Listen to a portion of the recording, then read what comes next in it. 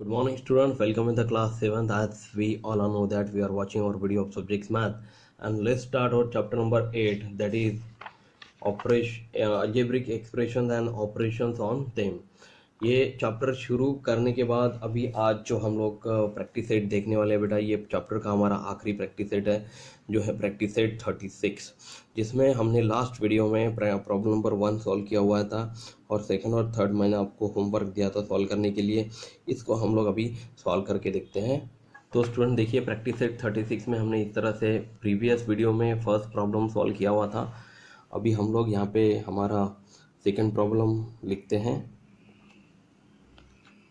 So the question number 2 is the product of 23। देखिए, जैसे मैं पढ़ रहा हूँ वैसे आपको भी पढ़ना आना चाहिए। 23x² y³ z and -15x³ yz square is, मतलब इन दोनों का प्रोडक्ट क्या होगा, इन चारों ऑप्शन में से हमें सॉल्व करना है। तो सॉल्यूशन में आप लोग यहाँ पे डायरेक्टली लिखिए सॉल्यूशन। तो यहाँ पे सॉल्यूशन में क्वेश्चन हम लोग लिख लेते हैं बेटा। सबसे पहले तो 23x² y³ z जो है इसको ब्रैकेट में लिखेंगे, मल्टीप्लाई बाय प्रोडक्ट यानी कि मल्टीप्लिकेशन होता है -15x³ y into Z square. Z और स्क्वायर में अंतर दिखना चाहिए, इस तरह से आपको ये संख्याएं लिखना है। तो यहाँ पे क्या करेंगे बेटा, हम लोग नंबर्स को एक दूसरे के पास लेके आ जाते हैं। जैसे यहाँ पे 23 इंटू -15 ये नंबर एक दूसरे के पास हमने लेके आ गए। फिर x² और x³ को एक दूसरे के पास लेके आते हैं, x² into x³ into y³ into y into z into Z square. Okay, इस तरह से आप लोगों ने हर एक टर्म को यहाँ पर रिप्रेजेंट किया हुआ है। अब जैसे अगर मान लीजिए 23 इंटू 15 इसका मल्टीप्लिकेशन हम लोग करते हैं तो इसका आंसर आता है बेटा -345। जैसे यहाँ पे माइनस मल्टीप्लिकेशन वाला जो नंबर है ये डायरेक्टली भी आप लोगों को बिना कैलकुलेशन से भी कैलकुलेट कर सकते थे, क्योंकि माइनस इंटू प्लस होता है माइनस, और माइनस टर्म यहाँ पे दिखने वाला सिर्फ एक ही आंकड़ा है, वो है -345 वाला, एक ही फर्स्ट नंबर ऑप्शन है। बाकी कहीं पे भी माइनस चिन्ह नहीं दिया गया है, इसलिए देखा गया होता तो थोड़ा सा लॉजिकली ये फर्स्ट ऑप्शन करेक्ट होता है, ये हमको पता है। तो देखिए बेटा, यहाँ पे क्या होता है x² इंटू x5 यानी कि इंडेक्स यानी कि जो इसका पावर है इसका क्या होता है, यहाँ पे सम होता है। तो यहाँ पे क्या होगा x⁻2 + 3 क्या होगा बेटा 5, और y³ इंटू y⁻1 यानी y⁻1 क्या आएगा 4। ओके, और z इंटू जेड स्क्वायर, तो z⁻1 इंटू जेड स्क्वायर यानी कि 1 + 2 क्या होगा बेटा z⁻3। तो ये हो गया हमारा यहाँ पे फाइनल आंसर। अब हम लोग चलते हैं हमारे थर्ड प्रॉब्लम की तरफ। तो देखिए स्टूडेंट, थर्ड प्रॉब्लम हमने लिख लिया, लेकिन ये जो सेकंड प्रॉब्लम था इसका जो करेक्ट ऑप्शन है ये हमने यहाँ पे टिक किया हुआ है बेटा, और यहाँ पे जो है इसका आंसर भी हम लोग लिख लेते हैं -345 x⁵5 y⁴ एंड z³ ये हो गया हमारा फाइनल आंसर। ठीक है, तो इस तरह से इसे प्रॉब्लम लिख लेने के बाद हम लोग थर्ड प्रॉब्लम की तरफ बढ़ते हैं। सॉल्व द फॉलोइंग इक्वेशन में क्वेश्चन नंबर 1 इज 4x + 1/2 = 9/2। तो इसे अब हम लोग कैसे सॉल्व करते हैं, तो आपको पता है कि क्वेश्चन हम लोग जैसे कि वैसे सबसे पहले लिख लेंगे। देयरफॉर 4x = क्या करेंगे बेटा, पक्षांतर करेंगे हम लोग। जो सामने की संख्या है = के सामने वाली संख्या है, जो जैसे कि वैसे ही हम लोग यहाँ पे लिखेंगे। ये +1/2 जो है ये उस पार गया तो ये क्या बन जाएगा -1/2 बन जाएगा। तो यहाँ पे डिनोमिनेटर सेम होने की वजह से हम लोग सिर्फ डायरेक्टली यहाँ पे न्यूमरेटर का सब्ट्रैक्शन करेंगे 9 - 1/2, यानी कि आपका आंसर यहाँ पे क्या आएगा 9 - 1/2 यानी कि 8/2 = आपको आंसर आता है 4। तो ये देखिए यहाँ पे आपका प्रॉब्लम सॉल्व नहीं हुआ है। अगले पेज पर इसे, मतलब आपका जो भी पेज होगा या फिर नीचे इसके नीचे आप लोग डायरेक्टली इसे सॉल्व करेंगे। एंड देयरफॉर आप लोग यहाँ पे लिख सकते हैं 4x = 4 एंड देयरफॉर x = क्या होगा, सामने की संख्या बटे बाजू की संख्या यानी कि 1, एंड देयरफॉर लास्ट में आपका आंसर यहाँ पे मिलता है x = 1। ओके, तो ये हो गया हमारा क्वेश्चन नंबर 3 का 1 सॉल्व, जिसमें हमें x = 1 ये वैल्यू मिली हुई है। अब हम लोग चलते हैं हमारे सेकंड क्वेश्चन की तरफ। Second question is 10 = 2x + 5। ये तो बहुत ही सिंपल सा क्वेश्चन है। जैसे आपको पता है कि हम लोग इक्वेशन जो है दोबारा लिखते हैं, एंड 10 = 2x + 5 ये लिख लेने के बाद अब हमें क्या करना है कि नंबर्स को एक दूसरे के पास लेकर आना है। तो देखिए बेटा 10 के पास 5 हम लोग लेके आ सकते हैं क्या? हाँ, तो पक्षांतर करके ये +5 इधर आएगा तो -5 बनेगा, इज इक्वल टू ये 2x बनता है। एंड देयरफॉर 10 - 5 क्या होता है बेटा? 5 होता है, is equal to 2x। And therefore अगर x हमें कैलकुलेट करना है तो x इज इक्वल टू क्या होता है? सामने की संख्या बटे बाजू की संख्या, यानी कि आपका आंसर यहाँ पे आएगा x इज इक्वल टू 5/2। ठीक है, तो ये सेकंड प्रॉब्लम भी हमने यहाँ पे सॉल्व किया हुआ है। यहाँ पे देखिए बेटा, आपके टेक्स्ट बुक में ये जो क्वेश्चन है, इसमें ये जो क्वेश्चन है सेकंड वाला, ये 10 इक्वल टू आई प्लस 5 है। तो कोई प्रॉब्लम नहीं अगर y की जगह पे हमने x वेरिएबल भी लिया है, ठीक है, बट यहाँ पे y दिया है तो आपको यहाँ पे y लेकर इसे सॉल्व करना है। अब हम लोग चलते हैं हमारे थर्ड प्रॉब्लम की तरफ, वो है 5m - 4 इज इक्वल टू 1। इसको भी हम लोग इसी तरह से सॉल्व करेंगे। जैसे आपको पता है कि इक्वेशन को हम लोग जैसे कि वैसे लिखते हैं। देयरफॉर आपको पता है कि 5m - 4 इज इक्वल टू 1, ये इक्वेशन लिख लेने के बाद नंबर को एक दूसरे के पास लेके आना है। तो ये 1 उस पार जैसे कि वैसे ही रखेंगे, ये -4 उस पार जाएगा तो यहाँ पे +4 बनेगा, और 1 + 4 होता है बेटा 5। And therefore 5m is equal to आपको आंसर मिला 5। एंड देयरफॉर अगर हमें m कैलकुलेट करना है तो m यानी क्या होगा? 5/5, सामने की संख्या बटे बाजू की संख्या। And therefore m is equal to आपको जो वैल्यू मिलती है उसका आंसर आपका आता है m इज इक्वल टू 1।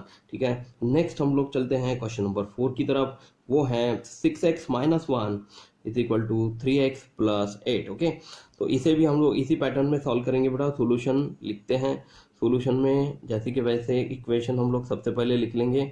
अब इसे सॉल्व करते समय हमें क्या करना है? वो सिमिलर वेरिएबल को एक दूसरे के पास लेके आना है और नंबर को एक दूसरे के पास लेके जाना है।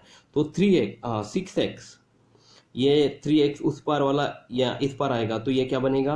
यहाँ पे देखिए इनविजिबल प्लस साइन है, तो इस पार पक्षांतर करेगा तो यहाँ पे -3x आ जाएगा, इज इक्वल टू चिन्ह जैसे कि वैसी 8 जो है वो उस पार जैसे कि वैसी रहेगा। ये -1 उधर चले जाएगा तो ये यहाँ पे क्या आएगा? -1 बिकम +1। तो 6x में से 3x गए तो यहाँ पे आपका आंसर आता है 3x इज इक्वल टू 8 + 1 होता है बेटा 9। And therefore x is equal to क्या होगा? 9/3। और अगर हमने 9 को 3 से डिवाइड किया तो आपका आंसर आता है 3 3 9। And therefore x is equal to आपको जो आंसर मिलता है वो होगा x इज इक्वल टू 3। तो अभी यहाँ पे हम लोग क्वेश्चन नंबर 5 लिखते हैं। Question number 5 is 2 × x - 4 is equal to 4x + 2। Okay, solution में ये क्वेश्चन हम लोग जैसे कि वैसे उतारेंगे। 2 × x - 4 is equal to 4x + 2। And therefore देखिए बेटा, ब्रैकेट के अंदर जो कुछ वैल्यू दी गई है उन सबको 2 से मल्टीप्लिकेशन होगा, क्योंकि दो ये जो वैल्यू है बाहर दी गई है वो हर एक टर्म को यहाँ पे मल्टीप्लाई करेगा। तो यहाँ पे आपका आंसर क्या आएगा? 2 × x यानी कि 2x - 2 × 4 is 8 is equal to 4x + 2। And therefore अब हम लोग को क्या करना है? सिमिलर टर्म्स को एक दूसरे के पास लेके जाना है, वेरिएबल्स को, और नंबर्स को एक दूसरे के पास लेके आना है। तो यहाँ पे आएगा देयरफॉर 2x, यहाँ पे 4x जो है पक्षांतर करके इस पार आएगा तो यहाँ पे आएगा बेटा -4x, और इज इक्वल टू यहाँ पे 2 जैसे कि वैसे ही आएगा, ये -8 उस पार जाएगा तो +8 बनेगा। तो देखिए बेटा 2x - 4x मतलब यहाँ पे आपका आंसर आता है -2x, और 2 + 8 यानी कि 10। तो x इज इक्वल टू क्या होगा? x इज इक्वल टू सामने की संख्या बटे बाजू की संख्या, मतलब यहाँ पे 10 अपॉन यहाँ पे क्या आएगा? -2 बिकम्स ये -2 जैसे कि वैसे ही उस पर जाएगा बेटा, क्योंकि यहाँ पे प्लस साइन नहीं है, मल्टीप्लिकेशन हम लोग कर रहे हैं। तो 10/-2 ये वैल्यू इसकी आएंगी। And therefore x is equal to क्या होगा? ये माइनस जो नीचे डिनोमिनेटर में लगा है वही हम लोग ऊपर में भी लिख सकते हैं।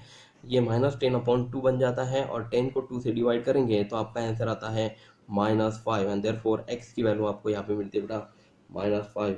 और फिर अब हम लोग चलते हैं हमारे 6 नंबर के प्रॉब्लम की तरफ, वो है 5 × x + 1 is equal to 74। Okay, तो इसे भी हम लोग उसी पैटर्न में सॉल्व करेंगे। आपको पता है इक्वेशन जो है वो जैसे कि वैसे ही हम लोग को लिखना है। एंड देयरफॉर ये जो बाहर वाली संख्या है 5, इससे ब्रैकेट के अंदर के हर एक टर्म्स को हम लोग को मल्टीप्लाई करना है। तो क्या आएगा? 5x 5 × x 5x + 5 × 1 is 5, and therefore is equal to 74। and therefore 5x is equal to क्या होगा बेटा? 74 - 5 is equal to आपका आंसर आएगा 69। ओके, तो 5x इज इक्वल टू 69 ये आंसर आपको यहाँ पे मिला हुआ है, बट ये हमारा फाइनल आंसर नहीं है क्योंकि हमें x की वैल्यू यहाँ पे कैलकुलेट करनी है। Therefore x is equal to आप लोग यहाँ पे लिखेंगे 69/5। देखिए बेटा 69 को 5 से डिवाइड नहीं कर सकते, यही हमारा यहाँ पे फाइनल आंसर हो जाएगा। ठीक है, तो अब हम लोग यहाँ पर चलते हैं हमारे क्वेश्चन नंबर 4 की तरफ। ये क्वेश्चन नंबर 4 मैं उतार लेता हूँ। So student, question number 4 is Rakesh age is less than Saniya's age by 5 years। मतलब राकेश की जो उम्र है वो सोनिया की उम्र से 5 साल कम है। The sum of their ages is 27 year। मतलब यहाँ पे एक दूसरी और कंडीशन आपको दी गई है कि मान लो कि इन दोनों की एज का टोटल 27 ईयर्स है, तो अभी वो दोनों कितने एज के हैं ये आपको सवाल यहाँ पे पूछा गया है। तो आप सॉल्यूशन में डायरेक्टली लिख सकते हैं, let the age of Sania, Sania की उम्र जो है वो मान के चलते हैं कि x है बेटा, x years. Okay, x years इसका एज है, and therefore age of Rakesh, Rakesh की उम्र क्या हो जाएंगी, will be x minus 5 years. मतलब जब अगर सानिया की x है तो x 5 साल छोटा राकेश जो है वो x माइनस 5 ईयर्स हो जाएगा। और जो कंडीशन हमें यहाँ पे दी गई है, the sum of their ages is 27 year, sum of both the ages will be x plus x minus 5 is equal to 27। ठीक है ना, x सानिया की उम्र थी, राकेश की उम्र थी बेटा x माइनस 5, तो दोनों की सम यानी कि 27 है। तो अब हम लोग इसे आसानी से सॉल्व कर सकते हैं। तो देखिए बेटा x प्लस एक्स यानी कि 2x minus 5 is equal to 27। Therefore next line में हम डायरेक्टली हम लोग लिख सकते हैं 2x इज इक्वल टू क्या होगा बेटा 27 प्लस 5। अब 27 प्लस 5 कितना होता है 32, and therefore 2x is equal to 32, and therefore x अगर कैलकुलेट करना है तो क्या होगा 32/2 इज इक्वल टू आपका आंसर यहाँ पे आता है x is equal to 16। And therefore आप यहाँ पे लिख सकते हैं, therefore age of Sania is 16 years and that of Rakesh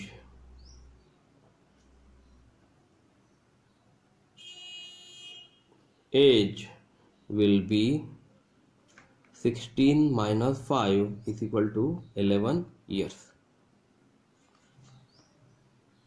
ठीक है ना, 16 में से 5 गए, 5 साल छोटा है, तो ये राकेश की उम्र क्या होगी बेटा 11 ईयर्स होगी। ठीक है, तो यहाँ पर अब हमारा ये जो क्वेश्चन है क्वेश्चन नंबर 4 यहाँ पे हमने सॉल्व कर लिया है। अब आपको मैं जो क्वेश्चन होमवर्क देना चाहता हूँ ये जो है वो क्वेश्चन नंबर 5 ये आपको होमवर्क रहेगा। अगले वीडियो के पहले मुझे पर्सनली ये एग्जाम्पल सॉल्व करके व्हाट्सएप पे सेंड करिए। तब तक अपना ख्याल रखिए। Thank you class, take care, bye.